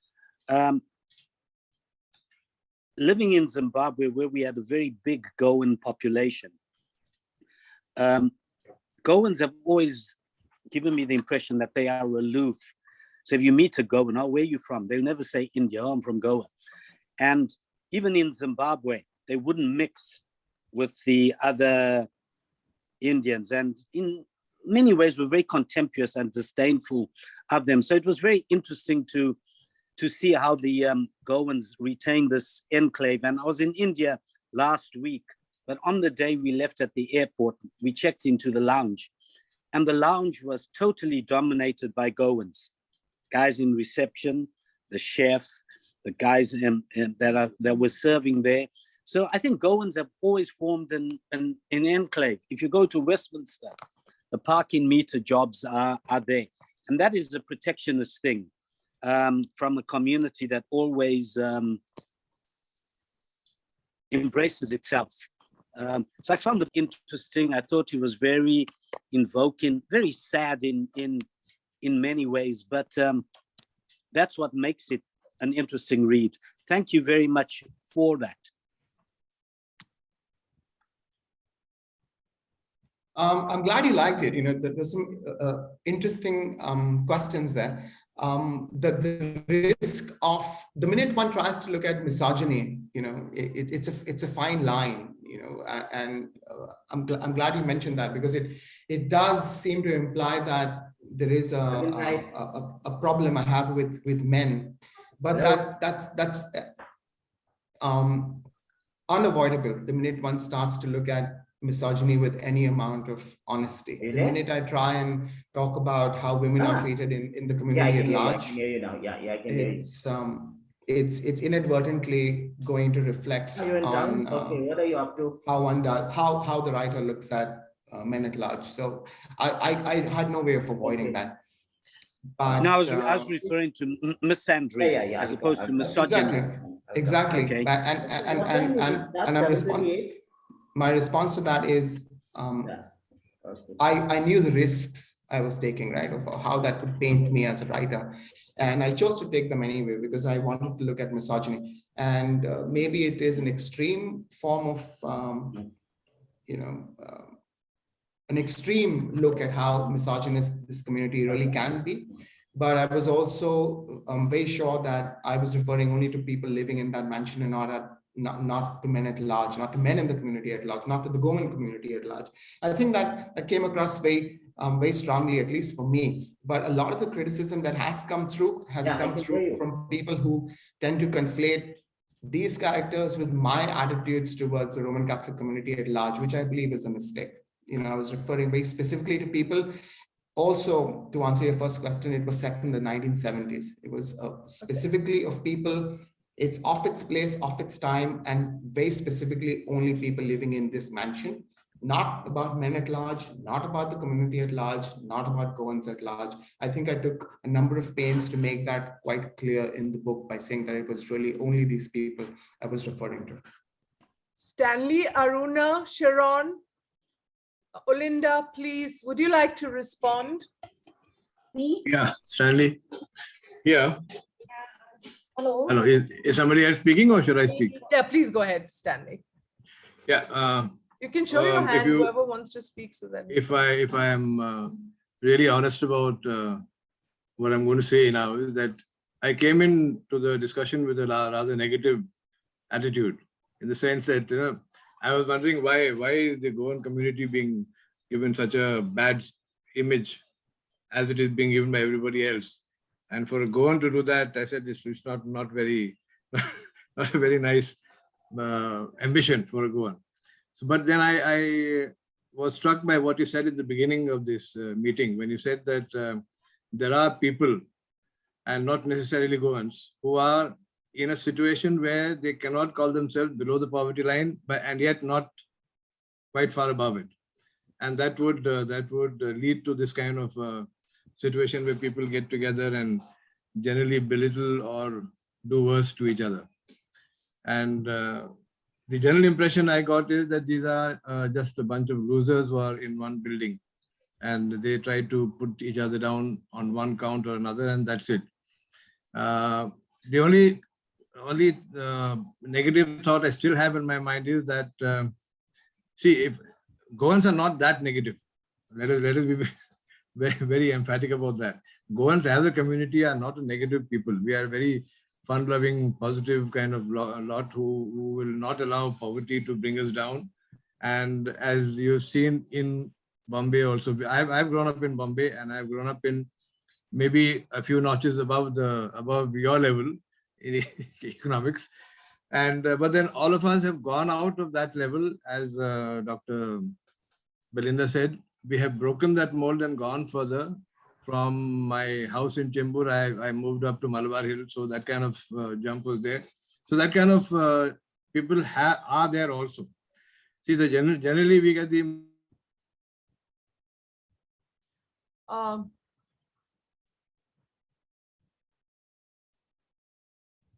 Lindsay, if you can hold on. Absolutely, you are okay. Emphasizing that aspect. Glennis, again, okay. Again, I find that Anurag has brought a very good point in that. He says whether it's Goans or Punjabis or people in Shimla, it's the same thing. So I take heart from that. It is. I'm glad you do, but I think it is also, it's a victim of marketing, right? I mean, none of these people are specifically, nowhere do I even say that they're all from Goa. In fact, if you look at the dialect, a lot of it comes from Mangalore. There's an East Indian community there as well. We just happen to be speaking to the Margao book club, which is why there's this emphasis on whether these characters all go on happens to be there. But there is, if I were to speak to the Mangalore book club, if one does exist, I suppose they'd ask me the same questions about why am I being so unfair to the Mangaloreans speaking in that mansion. And I have to say again, these are references to people who are economically and sociologically marginalized. It is not a reflection of a community. It is marketed as a book about the Goan Catholic community. I have been at pains in all of these interviews to point out that it is not about the Goan community at all. It is about, as you very succinctly put it, a bunch of losers in a mansion. They happen to be, some of them happen to be from Goa. That is beside the point. The point I'm making at large is that this is how society can marginalize people, be ruthless to people who don't have a certain amount of money. And this is what happens to people who live in these blind spots without looking at the world at large. I haven't deviated from that premise at all, not at the start of this conversation and not going forward. I'm very clear about that. It wasn't an attack at all. Yeah, just to inform you, Lindsay, though we are the Margao Book Club, we are quite international. We have people from Portugal, people from London, people from Germany, and France. So, in that sense, very cosmopolitan. And would you like to, Richard, would you like to respond? Richard, Marion, Aruna, Olinda, Glennis, yes, please. Thank you, Lindsay, for this wonderful book. Can you hear me? Am I audible? Yes. Thank you, Lindsay, for this wonderful book, Gods and Ends. It was a pleasure to read it. Most of the points which I had kept on my plate for discussion have been covered. But what I liked about it is that in a book, like this, you have people with so many different characters. And at the start, you kind of, we could actually draw the mention and say room 101, 102, Francis Dulcine, 103, Peter Vaz and the Vaz family, room 105, Quadrus, 106, De Silvas, 107, De Costas. I actually drew the mansion and I could place the characters. And as I was reading, I was connecting it to that drawing that I had, that map that I had of the mansion. What I like about it is the fact that you have brought in several different nuances, language, characters, the spaces they occupy, their respective points of view, and most important of all is the verisimilitude, the realism, the injection of verisimilitude and how similar to real life is what I want to focus on, which I'm sure some of you have not covered. There was, except for that one jarring instance wherein you said Margao beaches, where Margao doesn't have beaches. Page 18. Okay. Yeah. Thank you, Savia, for that. Margao, you said Salsette beaches instead of Margao, because Margao is a town. But he was always inebriated, so it's okay. Yes, yes, okay. Okay, the character was fine. That is I'll blame his alcohol. So thank you for that save. Okay. Yeah. So everything was in place and everything was full of verisimilitude. It was realistic. And to the point that you made that these characters are in obligado mention and they're not about Catholics, they're not about Manguis, they're not about going to Pau and all those kind of terminologies that I use for Goans in Bombay. What I like about is the fact that, if I'm reading it from Zimbabwe or from Shimla or from Tamil Nadu, I can still relate it to my communities who are settling there. Yeah. I can still relate it to them. I can still make my own obrigado mention over there. Like she said, one of the participants said she could relate it to Shimla. You can still make obrigado mention as a microcosm of people's lives who have come together. They may be from one faith-abiding community with their faithlessness at the same time, with their depressions, with their experiences, It may be a novel for some of us full of depression and sadness and hopelessness, but there is an underlying desire for a hope which is not so succinctly expressed, which is not so it is up for the readers to feel those threads of hope which are there. Who doesn't have hope in a hopeless situation? Who doesn't have hope? You are in a well, you are looking out for a rope somewhere. Now, if that rope is not coming to you, it is not your fault. You are still searching for it. Until the end, the people are searching for it. They find respite. For Peter Vaz finds respite in his fadosh. He listens to music, that atmosphere he creates around him. He is looking out for that rope to cling on to, for that hope, through music, through his bottle, through his friends, to his party, through his language. Everything is a search for hope in that hopeless situation. That is how I perceive it as a reader. So there may be negativity, but as a reader, I have to see the different threads that bind this text together. Thank you for this wonderful text, Lindsay. And I think it is very different from a traditional text where we look at it from point, plot, setting. Everything is a whirlpool. It's from the start to the end. You have to find the loose ends and connect it. And as you said, you have used the very important news of language to bind the characters together, because each character has a specific way of talking, has a specific dialect, and that is what is a challenge which you have caught on to. And congratulations for this. Thank you so much. Mario, I'm glad you liked it. And also, I'd like to point out that at some point in all our lives, some of us realize that rope that we're looking for is not going to turn up. And I tried to focus on that a lot. And also, Sushila, yes, it was deliberately obrigado, not obligado. I did make that note on purpose. It was put out by the landlord, not his wife. So thank you for pointing that. Marion, would you like to respond? Marion Kellner, would you like to respond?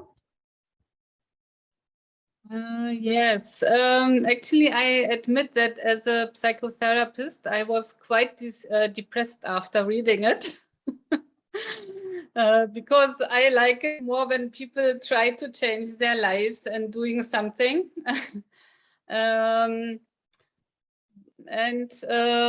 But we were discussing also in the WhatsApp group if Philomena was pushing her father into the well or not. And at least if she did what I think that she did, then this is also something like a liberation, you can say. It's a quite how to say, quite tough liberation. But I feel also now after the discussion, it is very interesting because now I can see it from some different more angles, and this makes it more positive for me, your book now, like after reading it.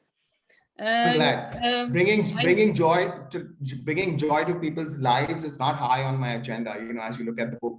But I'm glad that this discussion has changed the way you look at it in some way. So that makes me happy. Yes, it's really like this. And I have a question. One thing is that I really loved your list of the people because I really can't keep mind in my mind. So I was always checking it with your list. So this was really nice for me. I wish a lot of authors would do this for me. And my question is that in one room, you wrote that there is a Jesus in the room, and I didn't understand this link to Jesus. Could you explain this, please? Yes, and I just recall that Sushila asked me about Ricardo as well, and I completely forgot about this. So I'm glad you mentioned this. 106 exists simply because I wanted to give all of these characters a shot at redemption. All of the people who come to 106, come there for a really short period of time. They're not tainted by the depression and sadness that the rest of these long-term residents are smothered by. Everyone at 106 comes there for a short period of time. They try and make friends with everyone else in Abrigado. They are rebuffed at every turn. Ricardo dies. And I wanted 106 to be an ambivalent, bright spot in that mansion that offers these people a chance of absolution. They can be kind to these people because they're outsiders. They all refuse to be kind to these people, because even if you are really down and out and you are given a chance to be kind, they rebuff these opportunities. 106 exists only to hold a mirror to everyone else in the mansion. And Jesus Christ is there on purpose as well, to make a point that, in the Bible, there's a very interesting story about how God believes that you can be, the homeless person outside your house asking for food, and that could be God. So you have to treat the homeless person as someone who could be God. That's something that all Catholic people are told right at the start. You have to be kind to everyone because you don't know if this person is, God in disguise. And 106 is a mirror to everyone. And I introduced Jesus Christ as a character there as well, to say that even if God were to come and offer these people a chance of absolution, they choose deliberately to not take it. That's why 106 exists. That's why Ricardo exists. That's why Ricardo dies. And they find a Bible in his room after he's dead. And that was deliberate as well. Everything was deliberate. But all of those things come through only. You ask me a direct question, which is why I'm answering directly, but I'd rather people make those connections on their own. I understand it sometimes doesn't happen because it's too much to ask for, but I'm glad you asked me that anyway. So 106 is a mirror to everyone else in Abrigado, and they never, ever accept that hand out to them saying that, look, you can absolve yourselves and be nice for once. They never take that. Marion, responding to the earlier part of your statement where you said the death of Jude Sequeira is a salvation, and if Philomena had pushed him, really she would not kind of grow into the person she later on becomes, because if it was a salvation, the act would have ended there. But you realize that she perpetrates the same kind of treatment to the young boy in the school.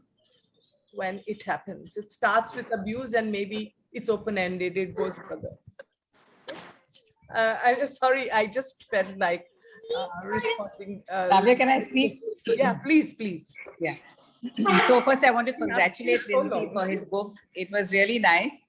It sort of captured my attention, and I really like Rujuta said, I didn't really put it down, because all those words like bloody and men, it got back past memories of Bombay and the way the people used to speak in the 70s.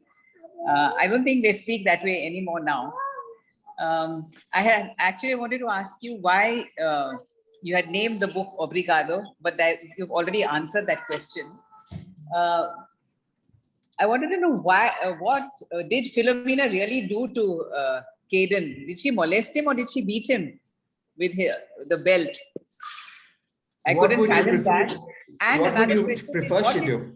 What did Jack Sequeira, whom did he kill? Because he was with a blade doing something. Jude Sequeira, not Jack Sequeira. Jude, sorry, Jude Sequeira, sorry. Yeah. What was he doing with that blade? Whom did he kill, or was it imagination? No, it wasn't imaginary. It was just, these little arguments that happen all across, the fights that break out in every chawl in India for the pettiest of reasons. We don't know why he did it, why there was a racer involved, was someone hurt, was someone not hurt, but we know that Gavin was setting someone and someone got hurt, and as for what Philomena does, like I said, what would you have her do? Would you have her molest the boy or just beat him? Oh, you just left it to our imagination. Okay.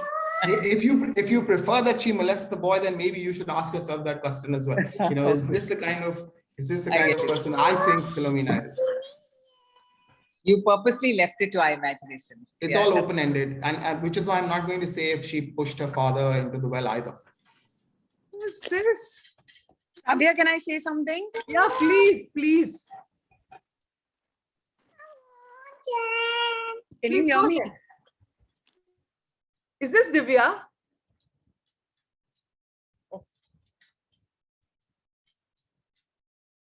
Please introduce yourself because basically, I felt I grew up in a village.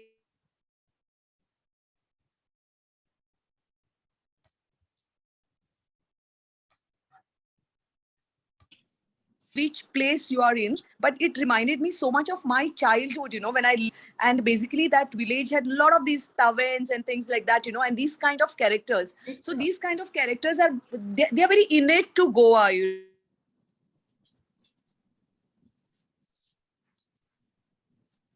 I'm not talking about only the frustration Gado mentioned. They were there all the time as we grew up in small villages in Goa. Secondly, what I related to is something, like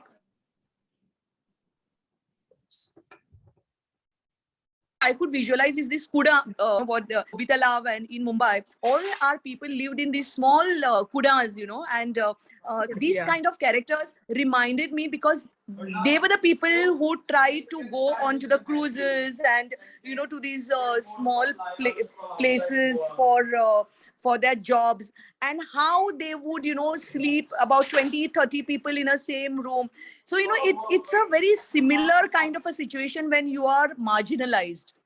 And one thing I would like to say is I didn't feel that there is any ray of hope that they are looking for. Basically, all the characters I felt were like, though they complained, though they were frustrated, though they were angry with everybody and with themselves, they accepted their fate. They basically accepted their fate. And as you said, only that 106, those who did not accept it left the place. It is that, but it's just about the characters, the dialect is one part of it which I loved because I grew up in a village. But I think we see these kind of characters, and this is very common when you are marginalized, if you try and think of the marginalized society. So congrats to you, Lindsay, you brought it out beautifully.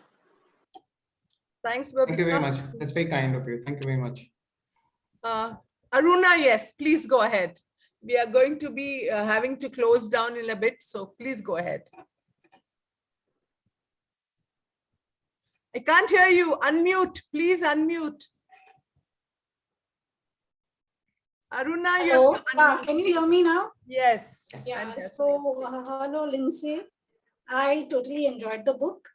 And somewhere, it reminded me of my childhood when we used to travel to Bombay. And my uncle's using this bloody burger language. So somewhere in the early 70s, and maybe these common toilets and all, and maybe also all of us gathering into one of these rooms to watch Charlie Chaplin, because just that one room had television. So it was nice reading all this. But there's one thing, again, I think you have left it to our imagination. Why didn't Gavin turn up on Christmas Day to meet his dad? So that little bothered me, kind of. I think it was something that bothered him as well. Do you reach out to a parent you are estranged from? Do you forgive someone for years of trauma? And I think he chose not to attend because he didn't want his fiance to meet the father who had traumatized him. That's how I see it. He chose not to visit because he debated it and decided that it just wasn't worth it. It wasn't a father worth keeping. And that was deliberate as well, because I think we have this tricky relationship with our parents. We believe that we have to place them on pedestals. And sometimes I think parents don't deserve to be on those pedestals, and they should be called out for that as well. That's why I left that in. Okay, thank you. Sufala, I'd like you to respond, please. And someone, we've missed out, Sharon, I think. Sharon, are you there? Anyone else would like to go on the second round, please? We have maybe 10 minutes more. I think. What about Siona? Yes, Siona, please. You're all the time. Yeah. Yes, Siona, please, because you're going off and I can't see the screen. Come on, Siona. Siona. I too really enjoyed the book. I really felt that it had a lot of realism about it, because we do hear the stories off and on, especially in the marginalized society. It's very much there. But one thing I would like to add here is that it's not that everybody here was like, left to their fate. Oh, I can't do anything about it. I found the strongest woman was that Philomena. She, though, despite the abuse that she faced at the hands of her father, she did manage to educate herself. She had an ambition to be be a teacher, and which she ends up being. So it's not that like whatever she has been through, there was a ray, she was looking for something. I found her to be the strongest woman in that book. And whatever it is that we have our way, whether she really tripped somebody or whether she pushed somebody, but it could be in her dreams that she wanted to get back to these people who had hurt her. So I felt she was the strongest woman, and she did show there was some hope in her life. And Lindsay, it was very nice reading these books, especially these men, because, when we were small, the cousins coming down from Bombay, they used to look up them speaking English, and we used to be totally Konkanis, and we used to look, bugger and all was like a big language for us. So really it brought back many memories. Thanks again. Thank you. Thank you. I'm glad it did. Yeah. Anyone else would like to go? Yeah, I also wanted to say that I was first very disappointed that all the female characters has no profession and nothing and were related to the men. But then I think that in the book, as you pointed out earlier also, they are much more stronger and stronger personalities than the men you described in the book. So the disappointment turned to happiness. But some happiness after all. Yeah. Sufala? Okay, anyone else who has not responded? Richard, I think. Richard doesn't want to respond. Okay. I have another point, if I can just say something. Yeah. Just because Fiona said that Philomena was her favorite character. In fact, I don't know whether I didn't really find her strong, but I just found her the survivor because according to me, was like the product of Obrigado Mansion, because she was the one person who was born there, raised there. So her life was Obrigado Mansion, and then that is what it turned out to be. And everyone else was like, I don't know whether that was a strength. I mean, she was definitely not strong, but it was I kept comparing, and initially I kept rooting for her, and then I knew that she was not going to have she was not going to be a typical happy ending. But I kept comparing her kind of personality to Obrigado Mansion, and maybe that was just my interpretation. But I drew a parallel to what the mansion stood for, and the kind of and then how she turned out in life and what she was. So that's something that's spot on, because she personifies the mansion, and that's why she fails to choose a better version of herself. She's doomed. Yeah, I felt really sad because I was really hoping, to champion, like someone was talking about an arc, and you want to champion her so badly in the beginning, and then you don't see that happening. So it's why the mansion is eventually torn down, right? And the apartments are taking place. So she's her personality reflects that she's doomed. So she can't save herself. Right. Wonderful. We've had a really exciting session with Lindsay. And before we close, I'd like to add a little footnote. My mother lived in Carmona, the village where I'm speaking to you from now. And she was a letter writer for all the mothers and the wives from the village to the men in the coods.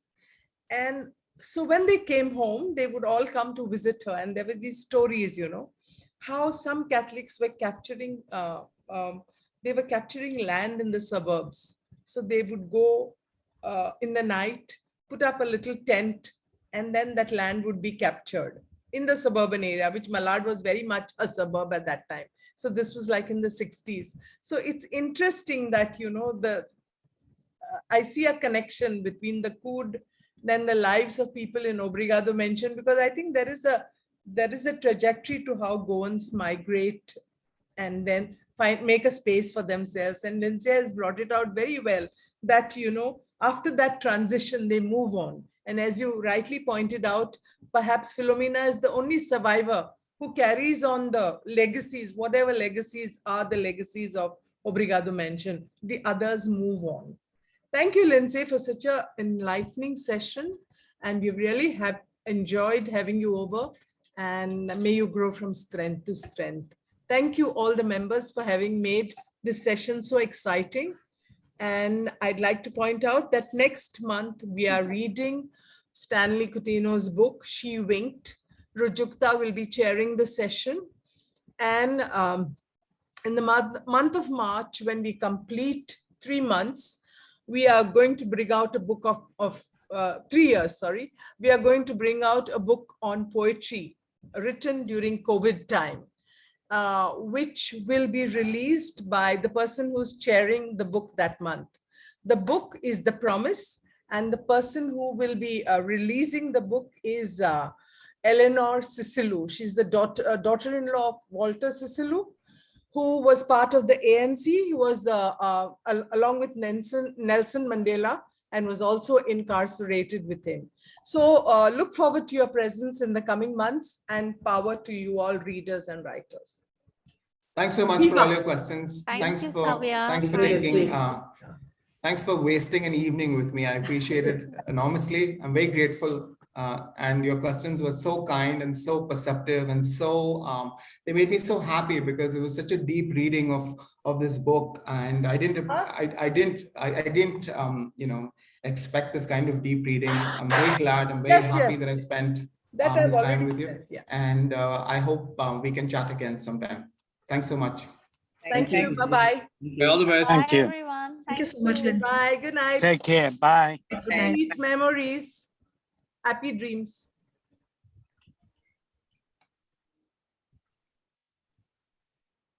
Oh, I've stopped recording. Bye, Belinda. Bye. Bye, Alistair. Good to see you. Bye, Preeti and Sufala. I'm angry with you. Navya, thanks a lot. Bye. Yeah, good night. good session, no? Yeah, very good session. Yeah, I really enjoyed it. Thank you. Good night. Bye. Good night. I enjoyed it thoroughly, Savia. Thank you very much. Yeah, welcome, Alistair. Join us again. I'll send you the invites. It was my first time ever participating in a book club. Okay. So it was quite interesting. I'm sorry Jackie couldn't make it, but yeah, next time maybe. And I was also in the middle of preparing some documents, so I wasn't as I heard everything, but I wasn't there too. So, yeah. But I thoroughly enjoyed it. Some very interesting thoughts and perspectives. It's quite interesting the way Goans always see themselves as being different. They are no different to any other small community. Yeah, there was another thing I wanted to mention to you. In Africa, in fact, they have separate cemeteries for the different castes. I mean, that was in early 19th century. Okay. Yeah, but I think that's always a if you are an insular, if you are insular, it is because you choose to be. Goans were confused. Are we Indians or are we Portuguese? Yeah, right. So that was interesting. But you know, even till today, they have their own community in England. Yes. And their own society. Yes. Which I suppose the Gujaratis do, as do the Sindhis. So it's quite interesting. Yeah, it is. Okay. Thanks a lot. Take care.